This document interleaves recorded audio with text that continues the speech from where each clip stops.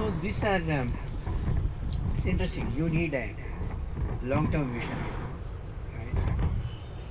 What is a long-term vision? To address poverty. Poverty need to be addressed. We can't allow after 60 years of freedom, now it is 75 years. When I began, it was 40 years of freedom. After 40 years of freedom, you can't allow this level of poverty, injustice, corruption in this country. This need to stop. That's a vision. And the preparation begins at that level. See, you know, my first work was in Chambal Valley, where you must have heard that large number of dacoits surrendered in our ashram. Madhav Singh, Moor Singh, Makhan Singh, Lakhan Singh, they all surrendered in our ashram. So my first task was getting the violent group to surrender their arms. And this was in 1972, right? 72, 76.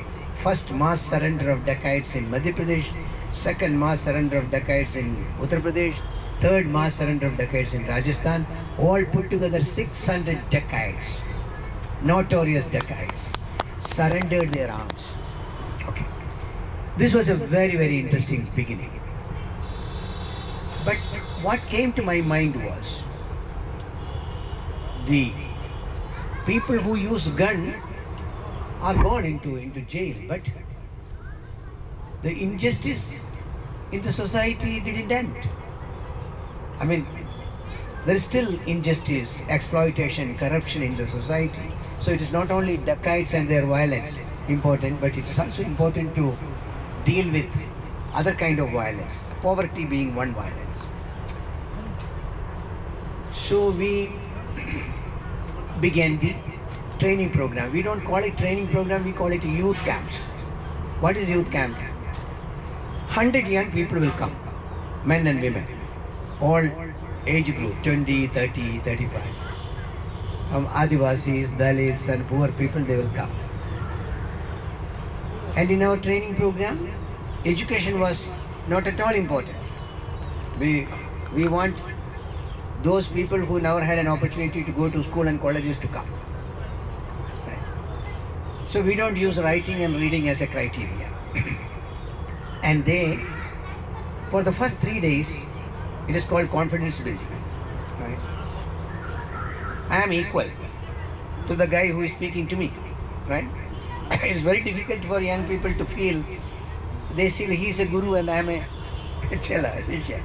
So to believe that we are all equals, we all have different capacities. That is first part of the training program, to build confidence in young people, to believe that I am also equal to this guy. For example, to help you, one guy in the training program will say that, look, I know how to milk a cow. And suddenly he realizes that the trainer doesn't know how to milk a cow. Somebody says, I know how to climb on a tree, and the trainer doesn't know how to climb on a tree. Somebody says, I can swim across the river, and trainer doesn't know how to swim across the river. So he's a stupid guy. So what is so great about you? So it's like, I have certain qualities, you have certain qualities. Doesn't make you big and me small, right? So that confidence building is first part of the training program. The second part of the training program is about poverty, right? There is a kind of a notion in our country, poverty is God made. I am born poor, and I have no chance in this life. Maybe in the next life, right?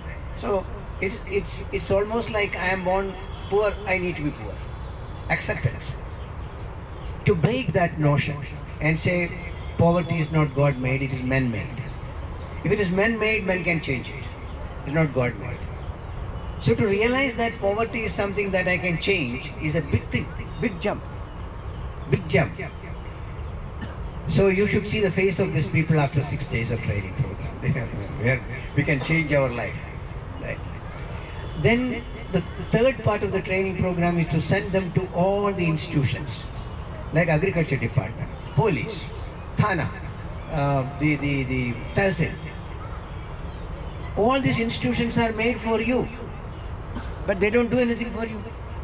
Why can't you make them work for you? The tahsil is for you, thana is for you, school is for you, hospital is for you, agriculture department is for you. Nobody is doing anything for you. So they are introduced to all the 36, 40 institutions and say, if this all these institutions are for me, why can't I make them work for me? Right? So they get confidence saying that, look, we can make these institutions work for us.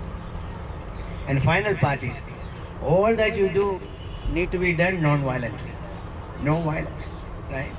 So confidence and understanding of poverty and structure of the society, structural analysis, and understanding of institutions.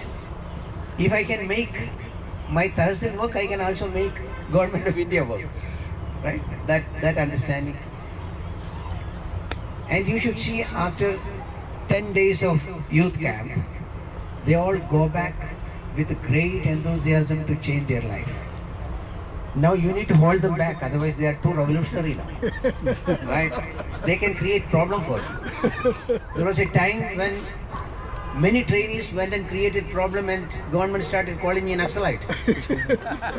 Right? So it's not easy. There is problem everywhere. And it's all trained by Rajagopal. So I got bad night.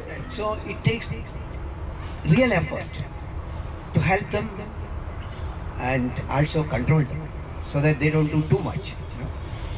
And when they go back, they start organizing their own society, mobilize their society. They march to collectorate, they march to the health office, they march to the tahsil office, they all march. 20 people, 30 people, 40 people marching for drinking water, marching for hospital. So they all learn how to use non-violent method to fight for your own rights, right? That's where it begins.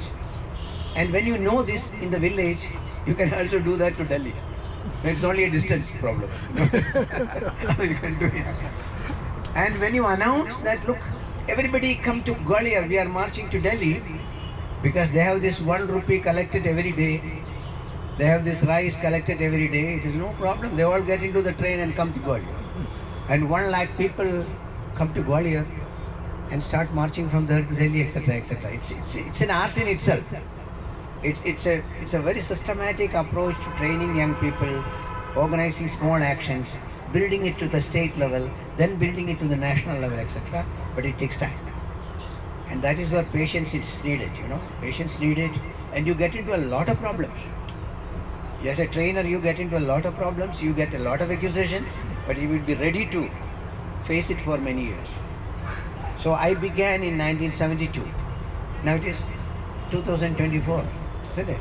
So it takes long time before you bring about any basic change in the society.